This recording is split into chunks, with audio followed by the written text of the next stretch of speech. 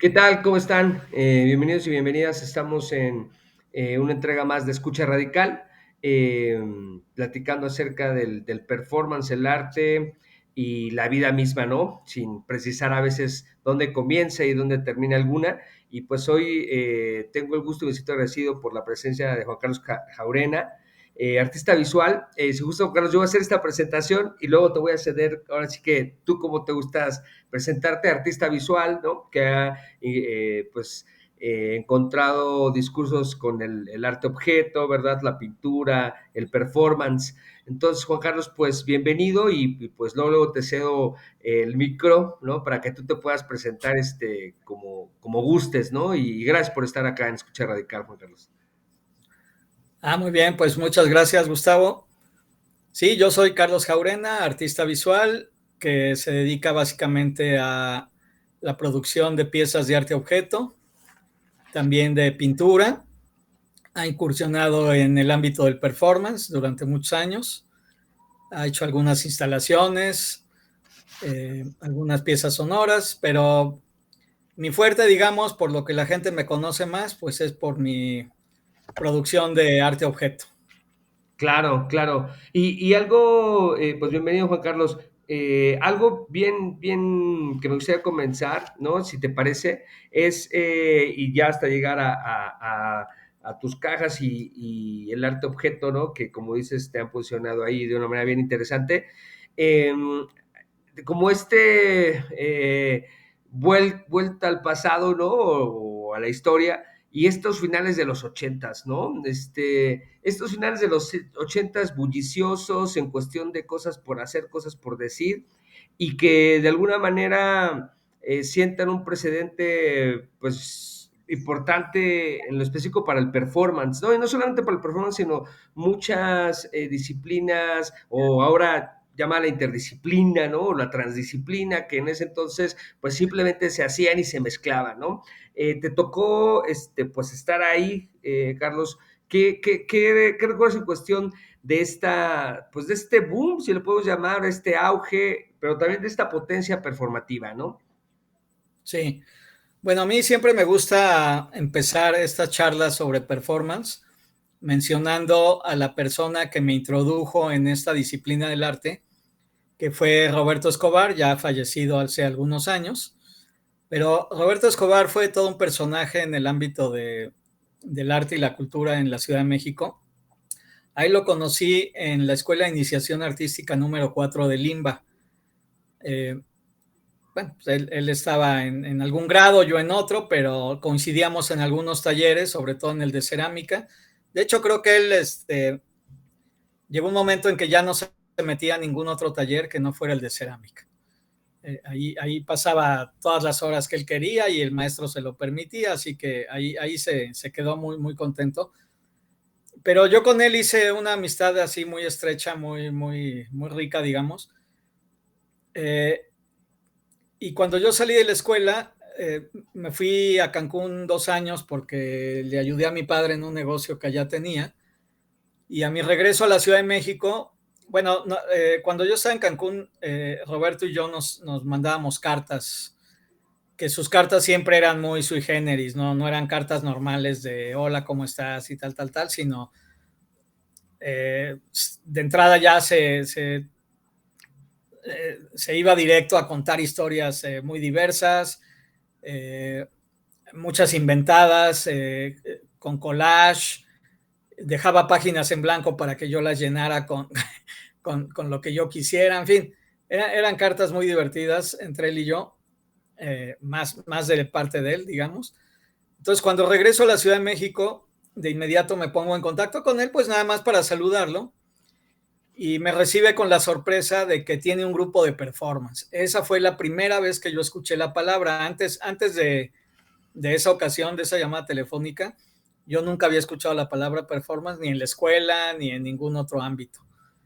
Eh, entonces, bueno, me dijo que estaban ensayando, o más que ensayando, que se veían en casa, se reunían en su casa de la colonia Lindavista, varias personas y él, para pues, planear los performances que iban a hacer en diferentes lugares, ¿no? Entonces me invitaba a que yo fuera a alguna de esas reuniones, fui, Y cuando vi lo que hacían, pues me encantó, ¿no? Me fascinó. Yo había salido de la escuela queriendo ser pintor y en Cancún pues me dediqué a pintar algunos cuadros, aparte de ayudarle a mi padre, pero yo estaba clavado en la onda de pues voy a ser pintor, ¿no? Y así llevaba mi vida, queriendo llegar a eso. Pero cuando ya voy a las reuniones del Sindicato del Terror, se llamaba su grupo, veo que están haciendo pues otras técnicas, otras disciplinas del arte, ¿no? De entrada, Roberto, a cada uno de los integrantes de ese grupo les pedía casi con exigencia que hicieran un libro objeto, así de entrada, ¿no?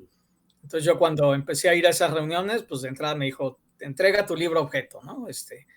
Ahí investiga de qué se trata. Bueno, él también me daba algunos tips, ¿no? En fin, que esas reuniones pues empezaron a volver, bueno, siempre fueron muy constantes, pero ya con mi llegada a la Ciudad de México yo empecé a asistir de manera muy constante a las reuniones en casa de Roberto. Y en algún momento se presentaron en Puebla, no, en Tlaxcala se presentaron. Y yo fui de público, yo fui invitado nada más. Y ya cuando vi el performance realmente completo y cómo lo hacían, pues me encantó y lo único que deseaba era pertenecer ya a ese grupo y empezar a participar. Y Roberto pues también me dijo, oye, ya intégrate bien al grupo y empieza pues a participar en los performances de manera activa, ¿no? Entonces sí, casi que empecé como jalacables, si se le puede llamar así a la manera en que yo asistía al grupo. Hicimos un performance muy, muy interesante en las catacumbas del convento del Desierto de los Leones. Que bueno, pues la gente que lo vio, pues yo creo que no lo podrá olvidar porque sí era una experiencia pues muy, muy su generis, por llamarle de alguna manera. Total que me integré a ese grupo y ya empezamos a hacer performance en La Quiñonera, en la Galería La Agencia, que en aquel entonces dirigía Adolfo Patiño, ya también fallecido, desgraciadamente. Nos presentamos en el Museo de Arte Moderno también. Nos presentamos en la UNAM, en el Bar 9, ¿no? En el mítico Bar 9. En fin, bueno, los integrantes del grupo eran tantos que algunos salían, entraban otros nuevos, como que tuvo 3 diferentes etapas ese grupo, el Sindicato del Terror. Y para aquel entonces habíamos acondicionado una casa de una de las miembros nuevos que ingresaron al grupo. Nos había ofrecido una casa que era de propiedad de su mamá y estaba vacía. Entonces la habilitamos para que fuera el centro de reuniones del Sindicato del Terror. Sin embargo, cuando ya pues, nos llevó bastante tiempo acondicionarla, digamos algunos meses, pero ya cuando la teníamos al 100%, Roberto ya estaba un poco cansado de lidiar con el grupo y dijo, ¿saben qué? Hasta aquí llegamos. Aparte a Roberto ya empezaban a invitarlo como solista a presentarse en algunos festivales o exposiciones colectivas y demás. Entonces él ya se estaba desprendiendo del grupo y en algún momento dijo, ya, hasta aquí llegó el grupo y pues cada quien por su cuenta, ¿no? Claro, sin pleito ni nada, porque nos seguíamos viendo y seguíamos participando en muchas cosas, pero ya el Sindicato del Terror hasta ahí llegó. Y coincidió en que pues yo empecé a conocer a otros grupos, digamos, el grupo 19 Concreto, el grupo Semefo, algunos individuos, por ejemplo, Melquiades Herrera, pues todavía se presenta. Melquiades Herrera venía de otra década anterior, de los 70, pero él todavía se presentaba, digo, había varios grupos de los 70, varios individuos más bien que habían pertenecido a los grupos. Por ahí estaba Felipe Ehrenberg, Maris Bustamante, Mónica Mayer, Eloy Tarciso. Todos ellos habían pertenecido de una u otra manera a grupos de toda una euforia que hubo en los años 70 de creación de grupos artísticos, sobre todo muy politizados, casi la mayoría de ellos. y algunos de ellos, pues ya en plan solista, seguían haciendo piezas tanto de performance como de otras disciplinas del arte. Entonces todo eso de alguna manera se fue combinando y eso dio pie a que se creara el primer Festival Internacional de Performance, que fue en el Museo del Chopo. No fue, bueno, no fue en otro lado más que ahí. Porque así se dieron las cosas. Es una historia un poco larga de contar, pero ahí se dio el primer festival en el 92. Y para el 93, Eloy Tarciso, junto con Lorena Wolfer y otras personas, le pidieron a Limba que les otorgara un espacio que ya existía, o sea, ya estaba abierto por el Limba, ya funcionaba con exposiciones, conciertos y cosas, que se llamaba Centro Cultural Santa Teresa. Pero entonces el INBA les da a estos artistas, les da la posesión del espacio y lo llaman en aquel entonces Exteresa Arte Alternativo. Y ahí se da el segundo Festival Internacional de Performance, que pareciera que es el primero, porque ya después de ahí se empezaron a dar cada año el que seguía y el que seguía, el que seguía cada año.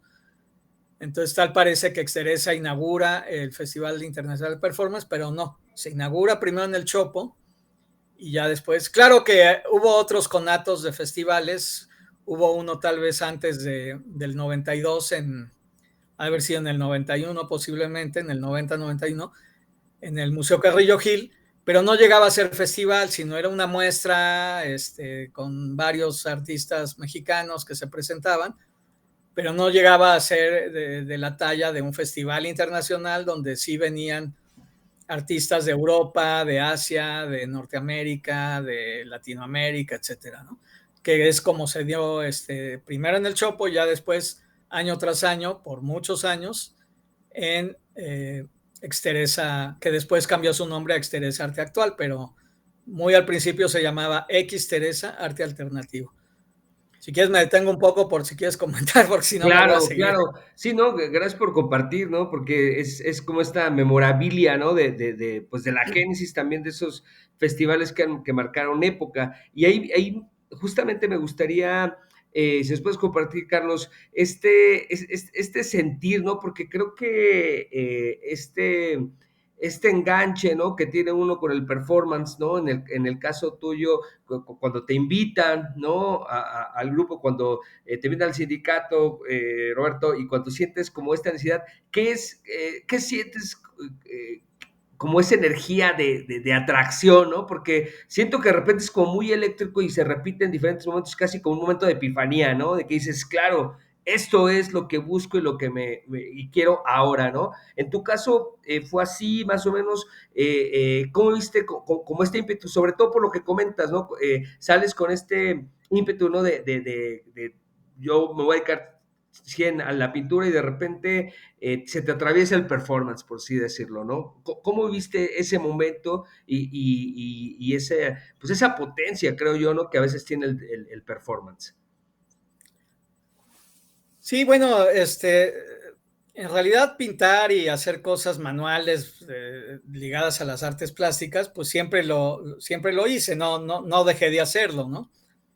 Aunque me dedicara al performance, pues también siempre me daba el tiempo de hacer piezas ligadas a las artes plásticas, digamos, ¿no? Así en general. Pero yo creo que en mi caso, porque cada artista que se ha dedicado al performance, pues tendrá su porqué, ¿no? El por qué le gustó. Incluso había miembros del sindicato que jamás salieron a escena. O sea, se dedicaban a fotografiarnos, bueno, a documentar, a fotografiar, a cargar los bultos que necesitábamos llevar con todo lo que íbamos a utilizar en el performance, en la pieza. Pero bueno, lo digo porque creo que hay personas que de alguna manera ya traen así en el espíritu el salir a escena, y era mi caso. O sea, yo siempre quise, bueno, de hecho de niño, pues tal vez, bueno, no tal vez sí participé en algún par de videos o no existía el video tanto, sino más como de películas, un poco como actor de reparto, ¿no? Nada importante, nada que se pueda ahorita mencionar.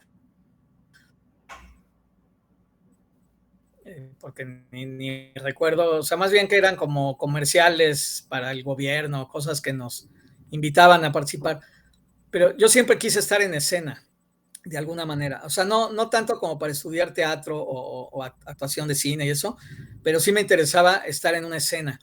Y cuando el performance me dio esa oportunidad, pues para mí fue el momento preciso, ¿no? Que yo dije, no, pues mira, aquí se está dando el que yo esté allí, ¿no? Esté ante los ojos de todo este público y de alguna manera actuando, interactuando con la gente, muchas veces bajo las instrucciones de Roberto, habría que decirlo, él era el líder indiscutible del Sindicato del Terror, pero sí nos dejaba aportar algunas ideas y sí se llevaban a cabo ya en el contexto general de la pieza de performance. Pero sí fue algo como electrizante, como atrapante. Yo, una vez que Roberto entró en el grupo, eh, yo fundé otro que se llamó La Dulce Asesinada, pero duró poco porque casi siempre que me invitaban a participar con algún performance en alguna exposición, en algún asunto, decían que Carlos Jaurena presentaba el performance La Dulce Asesinada. O sea, clásico equivocación de dedo, por llamarle de alguna manera. Pero llegó un momento en que dije, bueno, pues si siempre me andan anunciando como Carlos Jaurena, pues ya que mejor que se acabe el grupo y ya voy a presentar mis performances como Carlos Jaurena nada más. Y entonces sí, empecé, digo, yo traía todo el empuje del sindicato, de lo que había vivido con ellos, y entonces empecé a buscar muchísimos lugares y muchas veces ni siquiera los tenía que buscar, sino había una efervescencia en la Ciudad de México en ese momento en el que todo el mundo invitaba a que participaras en todo tipo de lugares, ¿no? Dicho sea de paso, quiero decirte que junto con este ambiente de los performances, del Museo del Chopo y demás, había varias galerías, yo mismo abrí, bueno, porque este espacio que limpiamos para que fuera la sala de juntas del sindicato, como ya no lo íbamos a usar en eso, lo volvimos una galería que se llamó El Gueto. Pero así como El Gueto, que era, pues, digamos, un espacio alternativo, existía el Salón de los Aztecas, existía la Quiñonera, existía, bueno, un poco más adelante la Panadería, Temístocles 44, etcétera. O sea, hubo varios espacios que no necesariamente eran galerías comerciales, como las que ya conocíamos de la Juan Martín, la Mirachi, Arte Núcleo, etcétera, casi todas en Polanco, en la zona rosa, sino que empezó a haber una efervescencia donde también convivían los incipientes grupos de rock de esa época, San Sabina, Café Tacuba, Caifanes, Maldita Vecindad y muchos otros que, bueno, no tiene caso enlistar a todos, pero todos ellos iban tocando en los bares, en el Bar 9, en el Look, en las fiestas privadas, en las galerías. Yo por ahí tengo una foto del Gueto, de la galería que te mencioné hace ratito, en la que está tocando Café Tacuba, pero obviamente en ese momento Café Tacuba no era nadie, hacía absolutamente nada, o sea, nadie los conocía, ¿no? Y muchos de esos grupos empezaron así. Yo por ahí en mis negativos tengo que buscar porque fotografié el primer concierto que se presentó San Sabina, Claro. ahí en un festival que planeó Aldo Flores con el Salón de los Aztecas, ahí en la calle República de Cuba, le prestaban bodegas de mueblerías o cantinas, o en fin, le prestaban varios locales, aparte de su local que ya tenía él en República de Cuba y donde era la galería. Y entonces en una noche había como 5 locales donde había todo tipo de cosas pasando, performance, conciertos, claro, a diferentes horarios, ¿no? O sea, te daba tiempo de visitar todo lo que se presentaba esa noche. Entonces era una época muy efervescente, y también se combinaba con la publicación de revistas como La Pus Moderna, como Mo, Claro. A Sangre Fría, Generación y otras, ¿no? También los grupos de danza estaban por ahí presentes, UX o No Danza, Asalto Diario, en fin, era muy rico porque sí, había una combinación no nada más de artes visuales, sino de todo tipo de arte y cultura, ¿no? Y no faltaban, por supuesto, los escritores, los críticos de arte, y muchísimo cazacóctel, por supuesto. Claro, y ahí, Carlos, hay algo que siento que hablando setentas, ochentas, ¿no? Hay como este paso, no sé si decirlo natural o muy cercano entre las artes visuales y el performance, ¿no?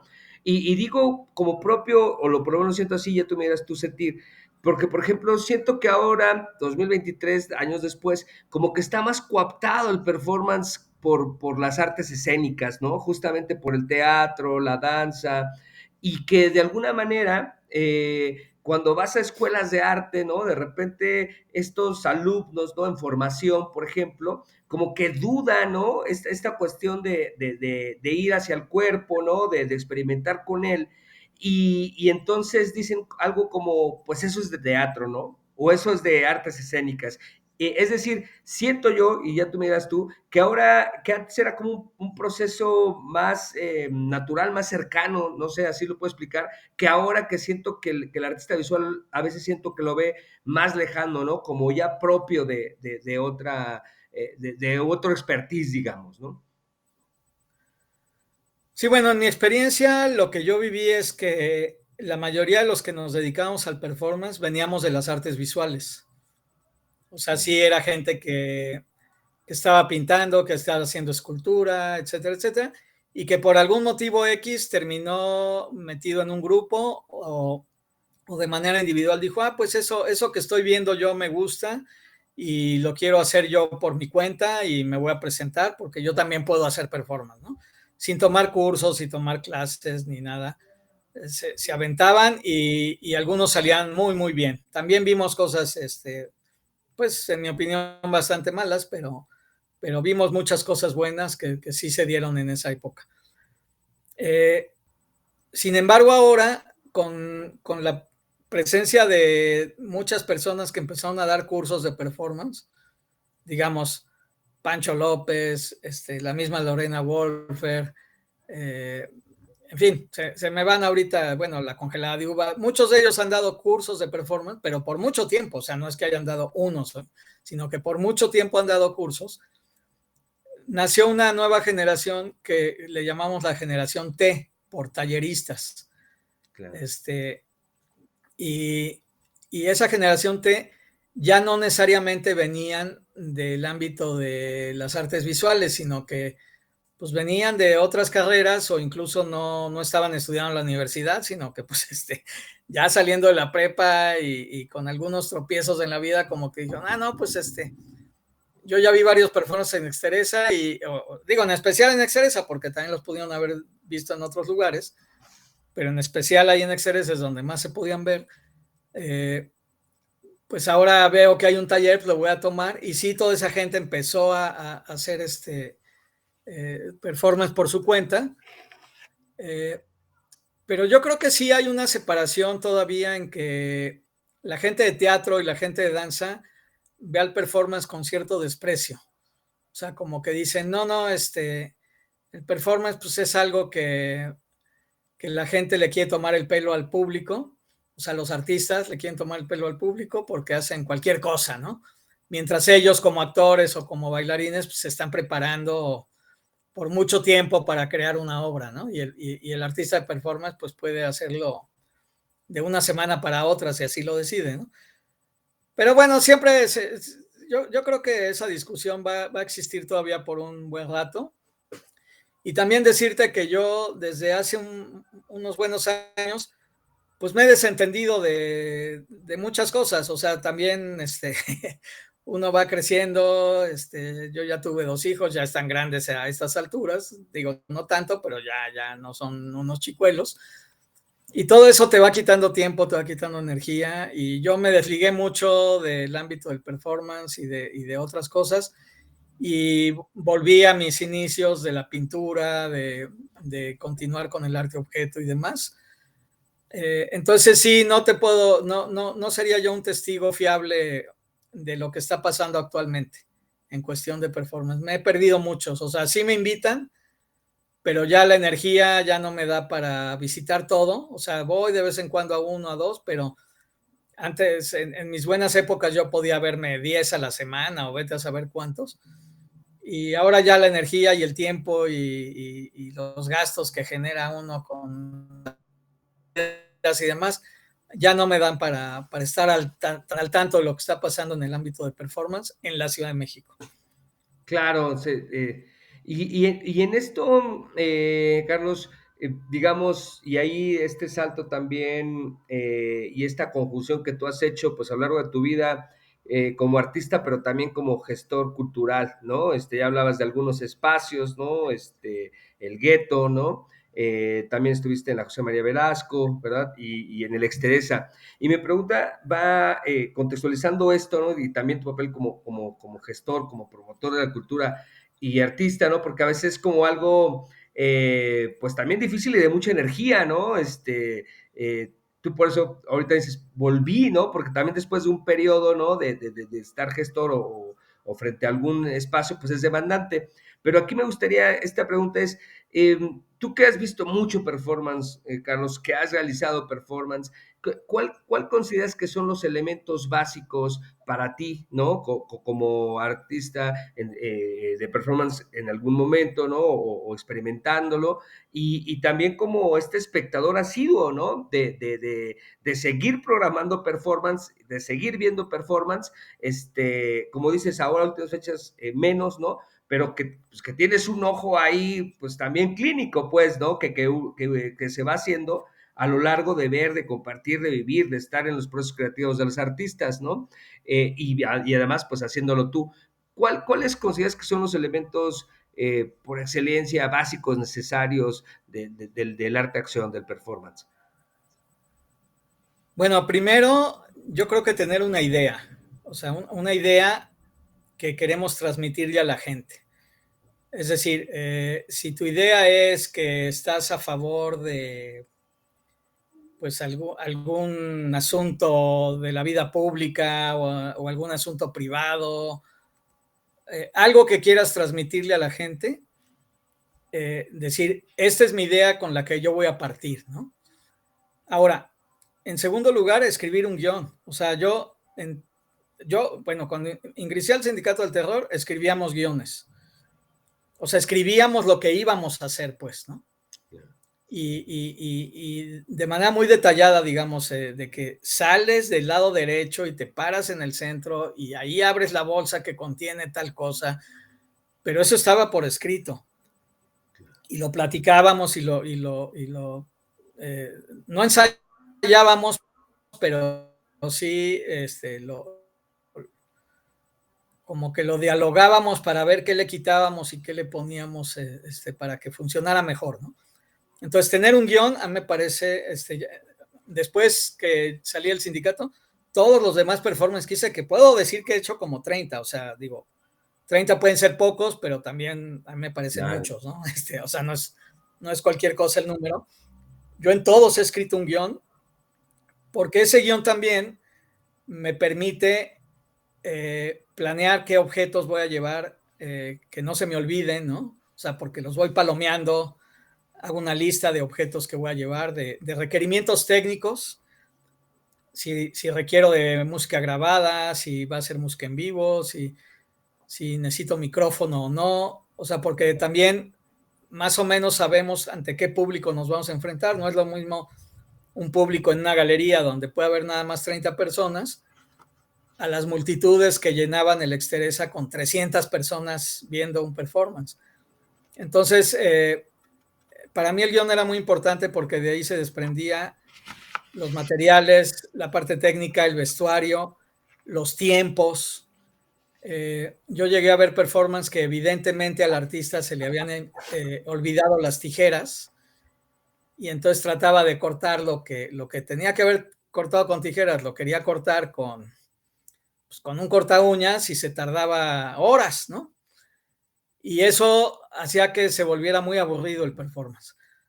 Entonces, lo básico sería la idea, tener un guión para que de ahí se desprenda una lista de cosas necesarias para realizar y hacer.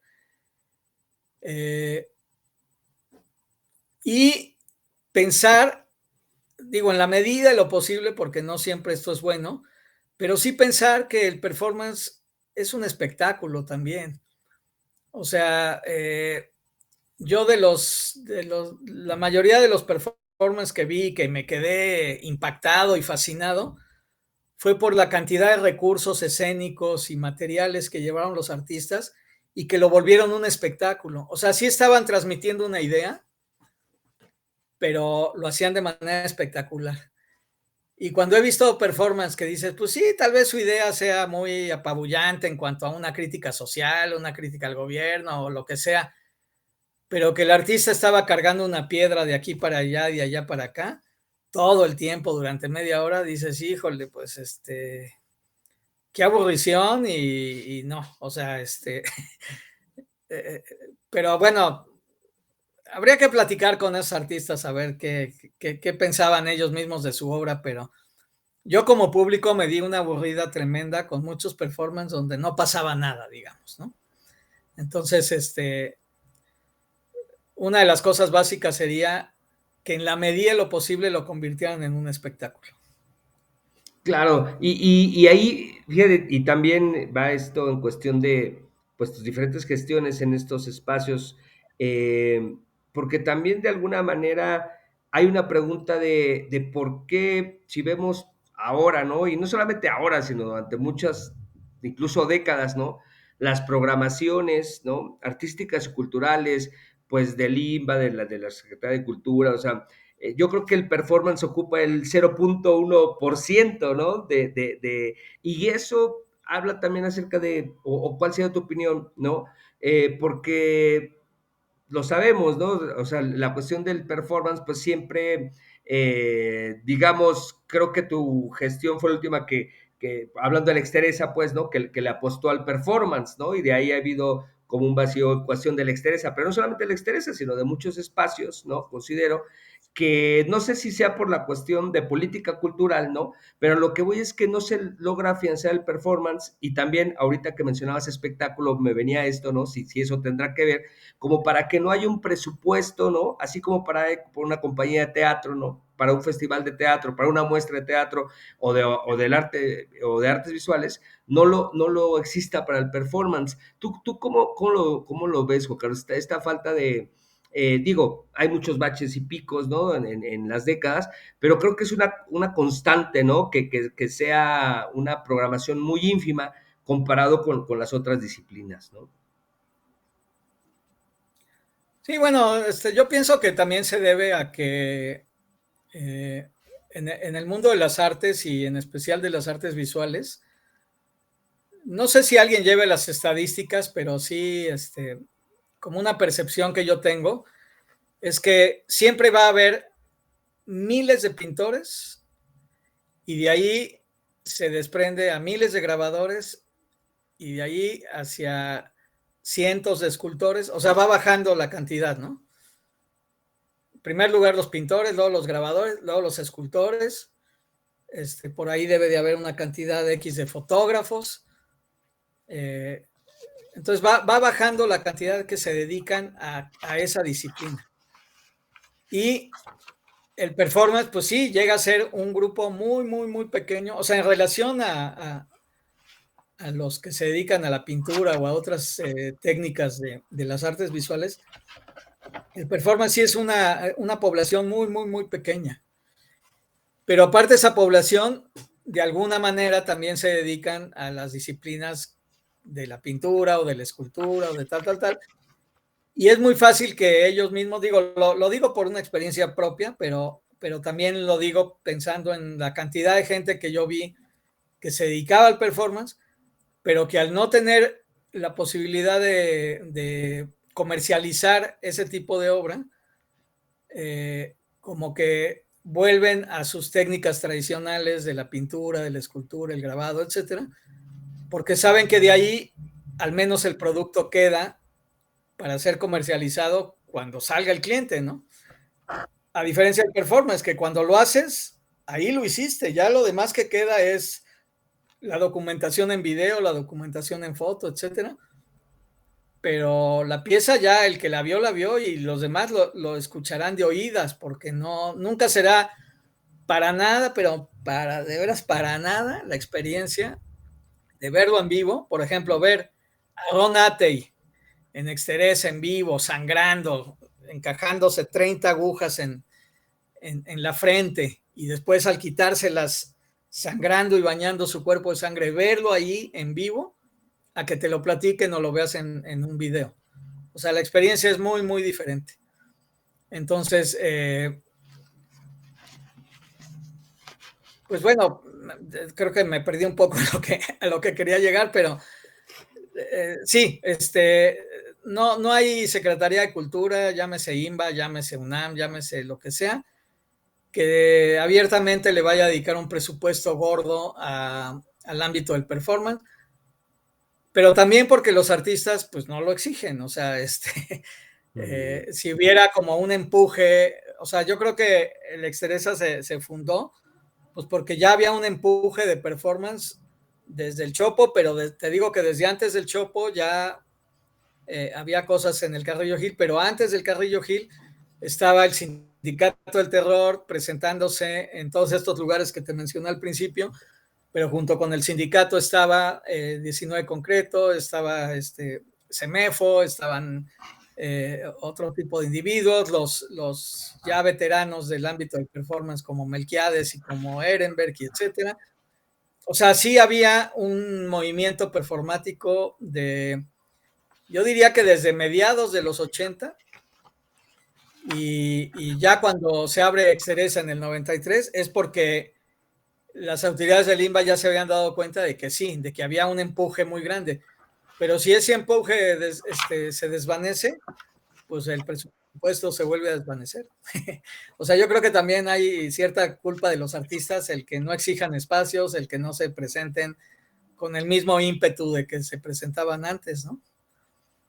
Claro, sí, también creo que es sumamente importante también esta cuestión como pues de un frente común, ¿no? O de un grupo, como dices, de artistas que puedan presionar y pues exigir, ¿no? Porque de alguna manera, pues alguien dirá, pues los espacios siguen, ¿no? O sea, sigue Exteresa, sigue el Chopo, sigue.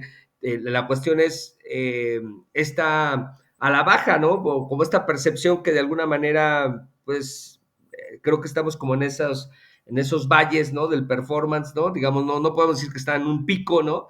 Y si el presupuesto es poco, como dices, pues es difícil que destinen un presupuesto al performance, ¿no? Pero luego me nace esta otra pregunta, que te la quisiera hacer en cuestión de, en tus gestiones, ¿no? También pasa mucho como a título personal de quien dirija el espacio, considero, ¿no? Es decir, cada persona pues trae como sus iniciativas, vamos, ¿no? Y me interesa esta pregunta porque tú le apostaste al performance, ¿no? Es decir, durante tu gestión, que fue la que me tocó, no en tus espacios anteriores, pero en el Exteresa, sí, yo observaba esta cuestión también como de gana, pues, ¿no? O sea, una cosa sí lo entiendo y me queda claro que también se requiere, ¿no? Esta presencia del gremio artístico, del performance, seamos pocos, muchos o más poquitos que más, de exigir los espacios, pero también creo que a últimas décadas incluso no hay también desde una dirección de algunos espacios como este. Entonces mi pregunta es, ¿por qué programar para ti performance, Carlos? ¿Qué te motivábamos, no? Porque creo que también es una cuestión de visión, de personal, de por qué hacerlo, ¿no? Claro. Bueno, lo que pasó en mi caso fue que estando yo en la Galería Velasco como director, eh, yo ingresé en el año 2000 a dirigir la Galería Velasco, que también pertenece al INBA. Y al poco tiempo de estar yo allí, yo todavía traía estas ganas de presentar performance, digo, a título personal, pero también yo sentía que todavía había individuos, grupos, queriendo hacer performance. Y entonces los programé en la Galería Velasco. O sea, ahí tuvimos un ciclo de performance, no le podemos llamar festival, pero sí fue un ciclo muy interesante en el que participó Roberto Escobar, en el que participó Naum Senil, y bueno, muchos otros, incluso algunos jóvenes que ahorita olvidé su nombre, pero por ahí se presentó Elvira Santamaría, Yanis Alba, en fin, hubo varias veces que se presentó performance en la Galería Velasco, siendo que la Galería Velasco por tradición era exclusivamente de pintura. O sea, pintura, grabado, escultura, pero no era un espacio para el arte alternativo, digamos, ¿no? Pero sin embargo, pues yo ahí tenía la inquietud de ya meterle, o sea, de dejar un poco de lado la pintura. Hubo muchas exposiciones de pintura, pero también hubo algunas cosas de instalación, los ciclos de performance que presentamos y bueno, infinidad de cosas. Entonces, cuando yo llego a Exteresa, llego porque de alguna manera la comunidad performancera, en especial Pancho López, ya se habían tomado como una actitud de, incluso Pancho López había publicado una esquela de defunción en los periódicos, o al menos en un periódico, que decía que lamentaba el deceso de Exteresa Arte Actual, ¿no? O sea, como la muerte de Exteresa Arte Actual. Entonces, cuando yo llego ahí, llego también sabiendo que había un gremio de artistas del performance que sí querían seguir presentándose y demás. Y entonces yo dije, bueno, ¿qué tal si en vez de un festival anual, hacemos que cada viernes de todo el año haya un performance? O sea, en vez de tener un festival acotado en un mes, todos los viernes del año, digo, salvo vacaciones, porque por ahí se atraviesa Semana Santa, Navidad y lo que sea, pero todos los demás viernes hábiles, la gente ni siquiera tiene que ver un calendario. Si viene, tiene la certeza de que va a encontrar un performance. Y así lo hicimos durante todo un año. Y bueno, hubo resultados interesantes, pero sí me di cuenta de que era muy desgastante. O sea, muy desgastante hacer un performance a la semana. Entonces regresé al formato de festival internacional cada 2 años, porque el año en que no se presentaba performance, hacíamos uno de arte sonoro, un festival de arte sonoro. Entonces cada año era un año performance, un año festival de arte sonoro y el siguiente año otra vez performance, y así nos la fuimos llevando durante todo el tiempo que yo estuve ahí, que fueron 9 años los que estuve en Exteresa. Entonces, al menos yo coordiné, bueno, junto con mi equipo, por supuesto, que sin ellos yo no sería nadie, coordinamos al menos 4 festivales internacionales donde tuvimos artistas pues muy destacados, ¿no? De la talla de Sterlac, por ejemplo, ¿no? Claro. Entre otros, pues, por ahí pasó mucha gente, se le da oportunidad a gente que también estaba empezando o que llevaba poco tiempo. Y por supuesto, seguramente cometimos una buena cantidad de errores también, ¿no? Pero en general yo creo que fueron festivales pues muy atractivos, muy propositivos, que la gente pues lo juzgará mejor que yo. Claro, y digo, para cerrar como esta parte, ¿no? Bueno, igual la podemos seguir abriendo, pero me interesaría a Carlos Jaurena, ¿por qué le interesa el performance? ¿No? ¿Por qué, digo, qué sientes que puede dar al espectador, ¿no? A la comunidad creativa, ¿no? Al gremio artístico. Para Carlos, ¿por qué? Digo, porque alcanzo a ver qué es importante para ti, aún en este desgaste que mencionas, ¿no? Porque también es lidiar con los artistas, ¿no? Que tampoco es fácil, con las cuestiones técnicas, ¿no? Las cuestiones Sí. pues de logística, ¿no? Entonces, siento que hay algo ahí como, ¿por qué a ti, Carlos? ¿Por qué te nace esta gana qué sientes que aporte o no se vaya por ahí? Sí, bueno, es que lo que tiene el performance es que le puede transmitir una idea al público que esté presente. Claro, también en cuestión de documentación, pues la gente que lo ve ya documentado también puede captar esa idea. No estamos eh, ajenos a eso, ¿no? Pero como es una pieza escénica, es una pieza en vivo, en el que el artista está presencialmente haciendo algo, está moviéndose, está haciendo una acción, pues, ¿no? Pero esa acción no la está actuando, o sea, no está fingiendo ser el jorobado de Notre Dame o el Quijote de la Mancha o lo que sea, sino que es él mismo haciendo una acción, pero que esa acción repercute en que está transmitiendo alguna idea. Muchas veces esa idea puede ser medio incomprensible para el público, según la formación de cada público, pero muchas veces es una idea muy clara de lo que está transmitiendo. Y ¿por qué apoyo y siempre apoyaré el performance? Porque sí me parece una disciplina del arte que transmite una idea de una manera muy peculiar, pues no, ni la pintura, ni el grabado, ni la escultura, ni otras disciplinas de las artes visuales eh, lo transmiten como lo puede transmitir el performance. O sea, solo haciendo el performance se puede transmitir de esa manera. Y el público que está ahí presente, si lo vive, si está ahí y lo ve y lo huele y lo saborea, digo, si fuera el caso, porque en el performance, y hablo de una experiencia muy personal, pues yo le he dado de comer al público también, ¿no? O sea, preparo un guiso que terminan ellos comiéndoselo, pero al prepararlo estoy proyectando imágenes y estoy hablando de varias cosas que el público está entendiendo. Es toda una historia, pues les estoy contando una historia con un principio, un desarrollo y un final.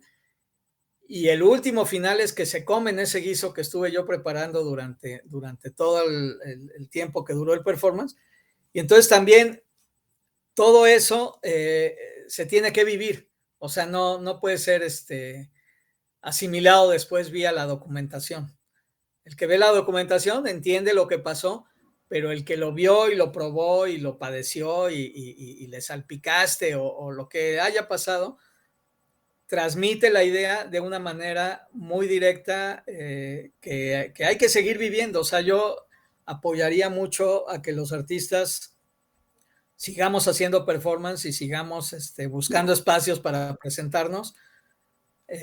Y bueno, pues que el público también, bueno, es que ahí ya se involucran toda una serie de cosas porque los artistas no podemos vivir ya del aplauso, necesitamos vivir pues de recursos económicos que nos paguen por hacer nuestras piezas. Claro, Muchas veces lo que yo les decía es, ok, no voy a ganar, pero tampoco quiero perder dinero, ¿no? claro. Entonces, al menos que el artista no tenga que gastar de su bolsa todos los recursos que necesita para hacer una pieza. Y ya el siguiente paso es, pues sí ganar, porque ese artista llegando a su casa tiene que pagar la luz, el gas, el internet, etcétera, etcétera, etcétera. Entonces, pues sí queremos, ok, tal vez no todo salga del ámbito del performance, porque te digo que muchos de nosotros nos dedicamos a otras disciplinas del arte, pero sí que cuando hagas tu pieza de performance, regreses a tu casa con alguna ganancia, digo, más allá de la satisfacción de haber hecho la pieza, que estoy seguro que cada uno de nosotros salimos siempre como muy satisfechos de haberlo hecho, porque también es medio catártico y te libera de una serie de cosas también. Después.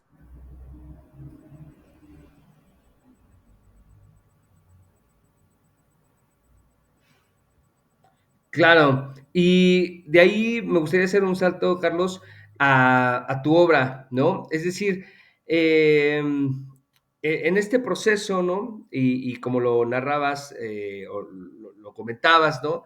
Vuelves a tu quehacer, a tu producción artística, y me gustaría como este link, ¿no? Esta liga, si tú puedes observar como estos rasgos, ahora dirían performativos, ¿no? En tu pieza, en tu producción y en tu obra. Eh,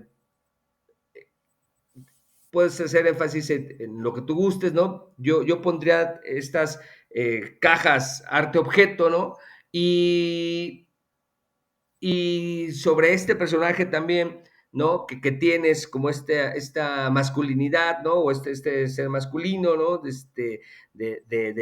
A lo Humphrey Bogart, ¿no? A mí siempre que veo esto, se me hace muy a lo Humphrey Bogart, ¿no? A los Dick Tracy, a esta cuestión, y que también siento que hay una performatividad, no sé si tú ligues como esta relación y tus acciones performativas, ¿no? Eh, que tú utilizabas desde el vestuario o la ornamentación hasta tus pies como tal, ¿no? Tú ves y observas que existe una especie de liga o una huella ahí, o tú cómo verías esto, Juan Carlos. ¿O es totalmente dispar? No, bueno, yo, mira, para ser honesto, muchas de las cosas que hice de mis inicios, tanto de obra pictórica como de obra de arte objeto y como performance y demás, los hice un poco eh, con toda la intuición, ¿no? O sea, no reflexionando como, es que yo veo que hay otros artistas que reflexionan muchísimo en cuanto a qué van a hacer con su obra y qué van a decir con ella. Es decir, aunque no sea arte conceptual, su obra es muy conceptual. Ya, ya, Porque están planeando exactamente cada uno de los elementos que van a utilizar para transmitir la idea, es decir, transmitir el concepto. En mi caso no, en mi caso yo me dejaba ir por una intuición porque me resultaba, porque al final de cuentas yo veía que las piezas que yo realizaba, ya fueran de arte objeto, de pintura o de performance, terminaban hablando de cosas que me habían pasado en la vida, ¿no? La familia, la escuela, la religión, la sexualidad, el amor, el desamor, o sea, una serie de cosas que yo ahí veía reflejado, ¿no?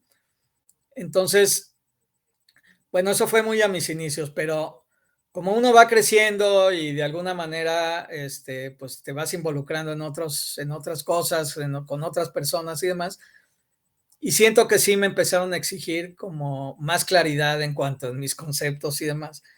Sí tuve que hacer yo una revisión de la obra que ya había producido y la que estaba produciendo en el momento. Y en esa revisión yo me di cuenta de que no hay obra mía que se salga de una línea única. Es decir, tanto mis performances como mis piezas de arte objeto, como mis pinturas, más o menos todas hablan de lo mismo, más o menos todas tienen al mismo personaje o los mismos personajes.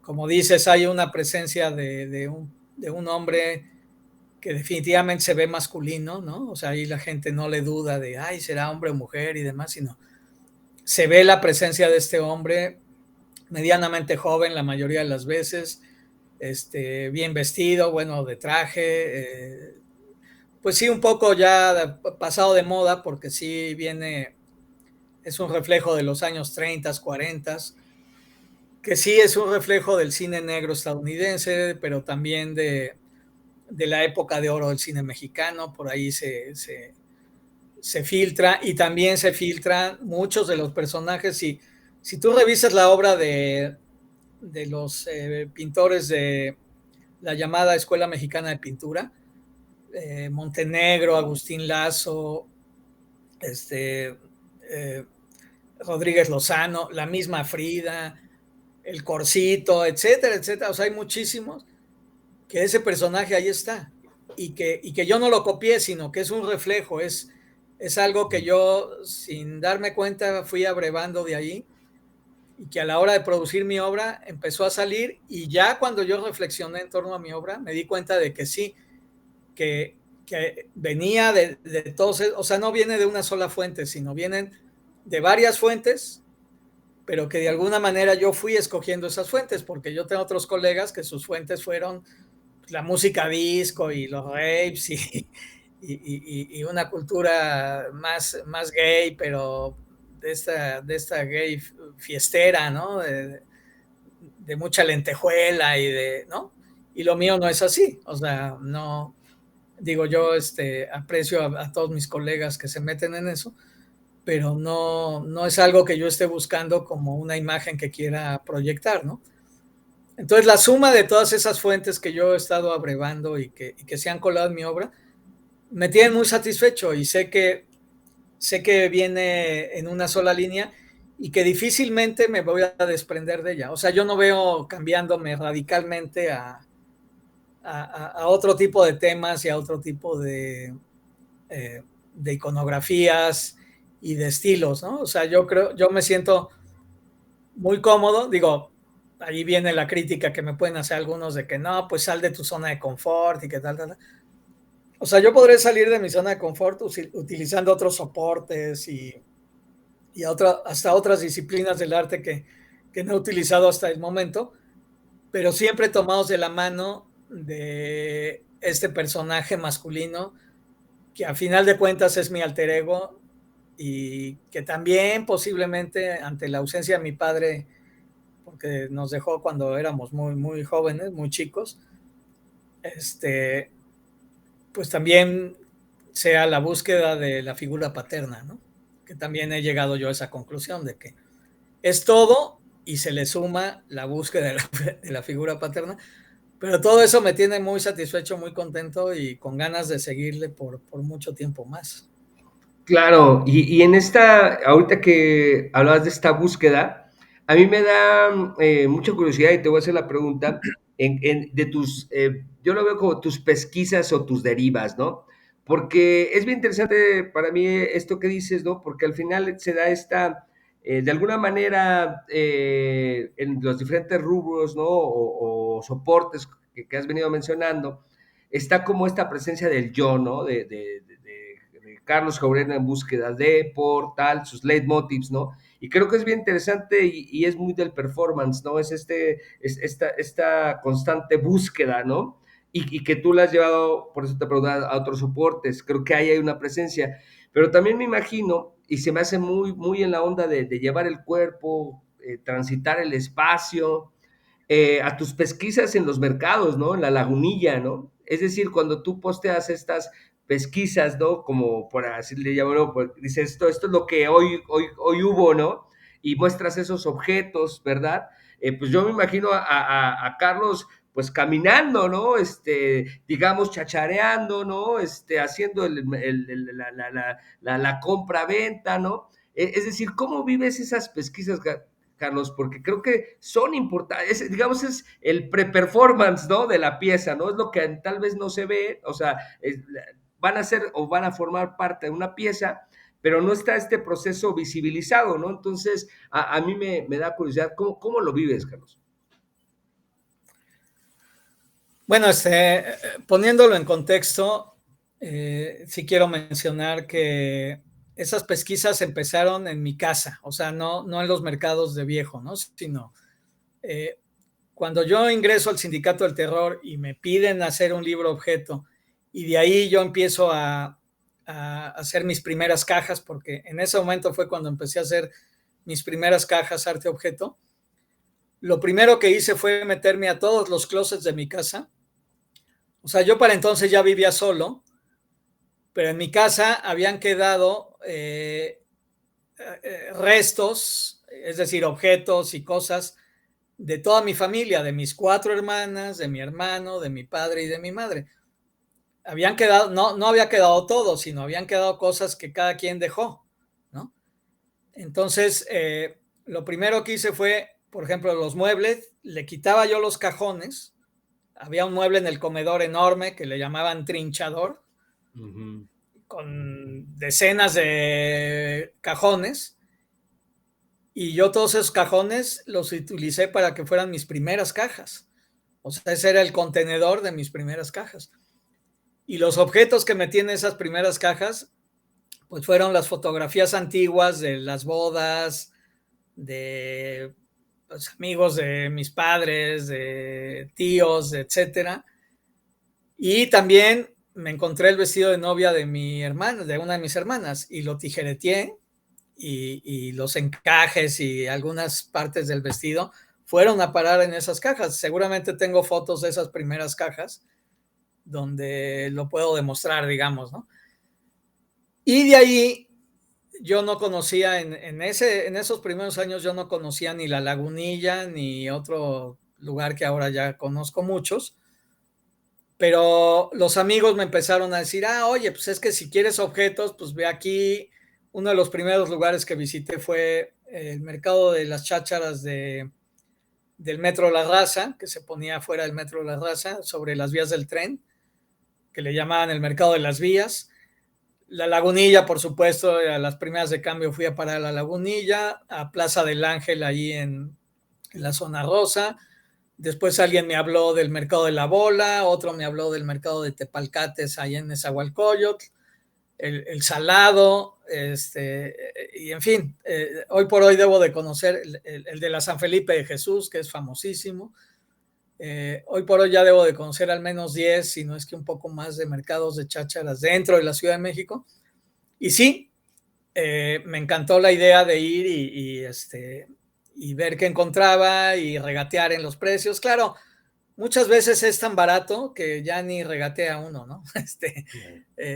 Hay lugares que, digo, la Lagunilla y la Plaza del Ángel se cuecen aparte, pero otros mercados que te acabo de mencionar, la verdad se consiguen cosas tan baratas que a veces ya hasta da pena regatearle al que te las está vendiendo y ya le das lo que te pide, ¿no? Pero sí, para mí es muy divertido, muy estimulante el ver qué me voy a encontrar. Y aparte muchas veces voy con la mentalidad, digo, de encontrar cosas que me agraden, pero también voy con la mentalidad de encontrar basura. O sea, yo digo, voy a comprar basura, ¿no? Porque esa basura que regular, lo más seguro es que alguien en su casa la haya tirado la basura, pero los pepenadores de la basura los rescatan y se los venden en lote a los que lo venden en esos mercados, o ellos mismos se toman un día a la semana para llevarlo a esos mercados y vender todo eso que encontraron en la basura, a ver quién lo quiere, ¿no? Y yo muchas veces he visto puestos que digo, híjole, es que quién les va a comprar, ¿no? Pero si están ahí es porque alguien llega y les compra algo, ¿no? Y yo mismo he comprado cosas que seguramente otras personas la volverían a tirar a la basura al día siguiente, pero que yo puedo, a través de mis conocimientos en color, en composición, etcétera, he podido transformar en piezas, pues que al menos a mí me dan mucha satisfacción. Y por lo visto, a algunas personas más también les dan, porque sí he podido comercializar. Bueno, ya llevo casi 35 años en esto, y en los 35 años, pues ya hoy por hoy puedo decir que sí he podido comercializar decenas, si no es que cientos de piezas de las que yo he hecho, ¿no? Claro, claro. Pues, Carlos, nos acercamos ahí rumbo al final. Hay una serie de preguntas que siempre me gusta hacer y voy a empezar por estas tres primeras, ¿no?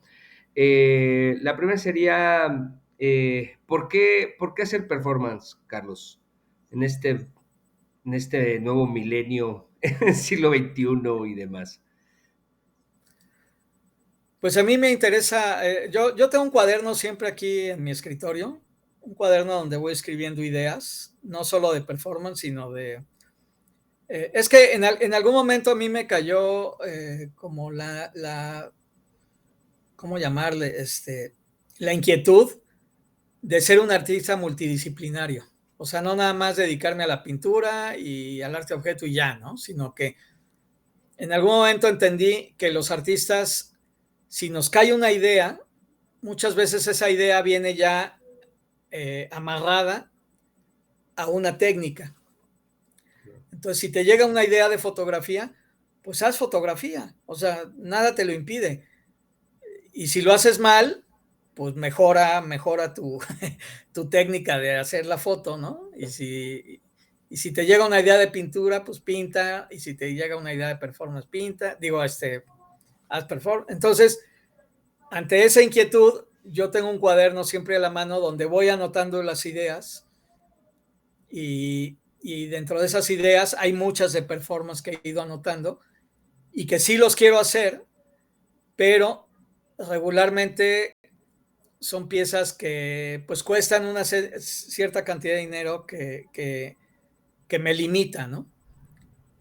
Pero a tu pregunta es, ¿por qué hacer performance? Pues porque es una manera de expresarse y de transmitirle ideas a la gente que es única, pues, ¿no? Y que a mí me da mucha satisfacción el planearlo y el llevarlo a cabo y ver que sí, que funcionó mi performance tal y como yo lo había planeado. Digo, siempre hay cositas que se pueden salir de control, pero en general salgo muy satisfecho de la mayoría de los performances que yo he hecho.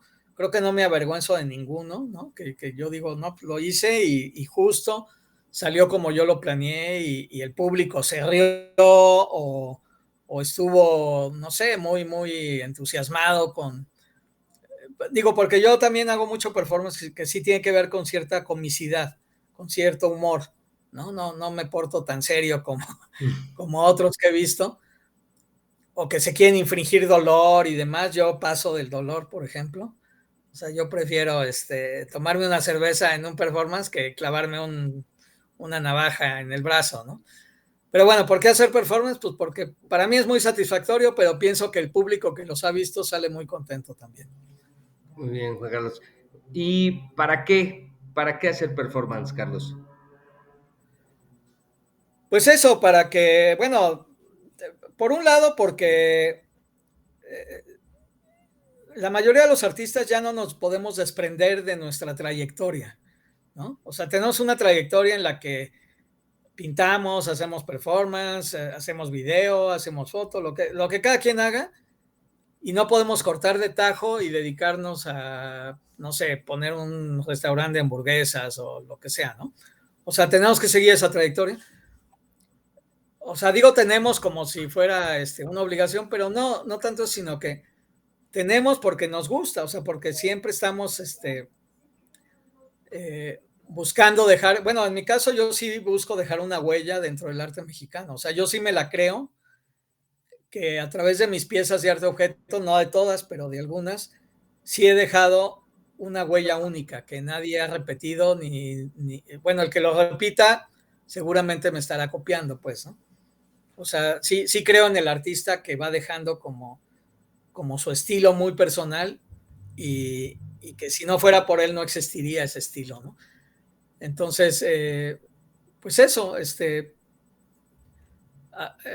hacerlo para qué, pues para seguir dejando esa huella, pero no nada más, es que sí he visto muchos artistas que les interesa mucho la documentación y que no piensan en su público. Yo pienso que hacemos performance porque le queremos dar ese producto a un público que está ansioso también de consumirlo, ¿no?